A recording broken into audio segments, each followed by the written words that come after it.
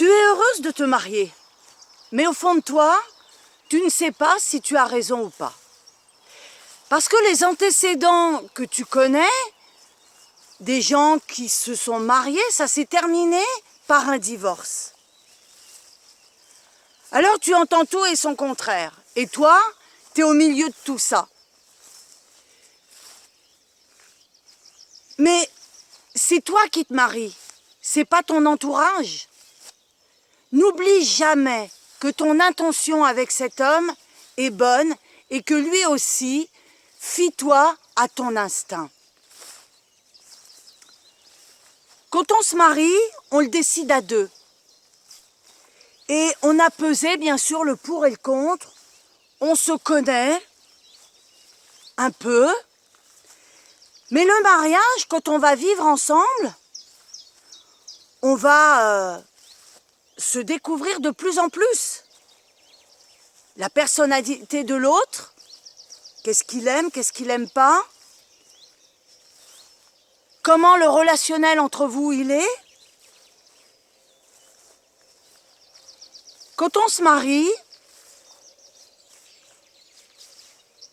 il faut bien réfléchir avant. Parce qu'aujourd'hui, le mariage, c'est on met 1 an à préparer le mariage et on met 2 jours à divorcer. Alors quand on se met avec quelqu'un, c'est à la base pour construire quelque chose. C'est pas juste parce que on a peur de rester seul. C'est un engagement, le mariage. Un engagement l'un envers l'autre.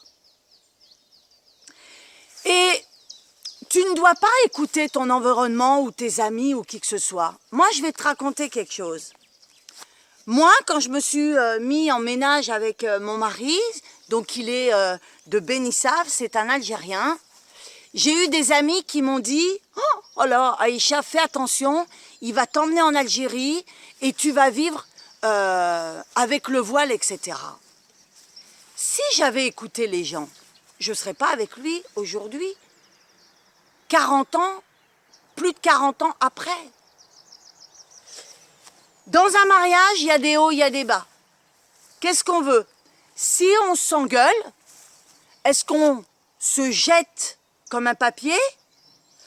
Ou est-ce qu'on fait en sorte de s'écouter et d'apprendre à se connaître? C'est souvent comme ça que ça se passe. On se marie, la moindre petite engueulade, la moindre petite chose qui se passe, on se sépare. Eh bien non. Comme je disais tout à l'heure, le mariage, c'est un engagement. Si vous voulez que le couple y marche, eh bien déjà, respectez-vous. N'essayez pas de changer l'autre. Parce que nous sommes tous différents.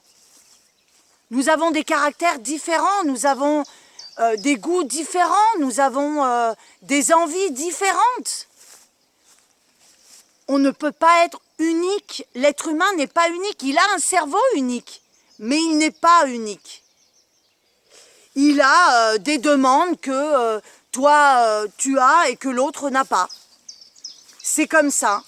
Donc il faut essayer de discuter, de communiquer, parce que c'est souvent comme ça que ça se passe.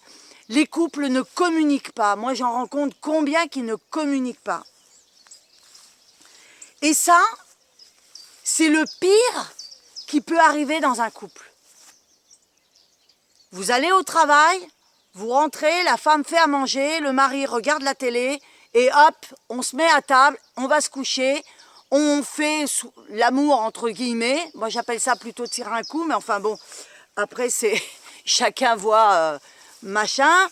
Mais dans un couple, il doit y avoir des petites attentions, avoir des regards, etc. C'est ça un couple. Et puis, il y a aussi, je vais te raconter quelque chose.